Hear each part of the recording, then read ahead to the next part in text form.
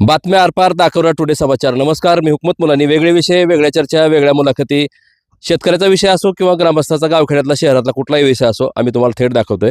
आमचं उस्मानाबाद धाराशिव जिल्ह्यातलं एक नंबर चॅनल आहे. या चॅनलचे व्ह्यूअर्स 3,19,00,000 व्ह्यूअर्स आहेत.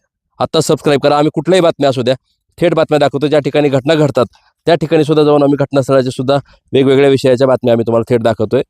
परत सांगतो, आमचं उस्मानाबाद धाराशिव जिल्ह्यातलं एक नंबर चॅनल आहे. आमच्या चॅनलचे व्ह्यूअर्स 3 कोटी.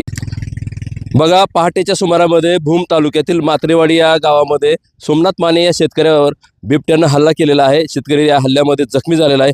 यापूर्वी सुद्धा त्या परिसरामध्ये बिबट्यानं जनावरांवर सुद्धा हल्ले केले, काही जनावरांचा बळी सुद्धा घेतलेला आहे. मी तुम्हाला सर्व व्हिडिओ दाखवलेला आहे.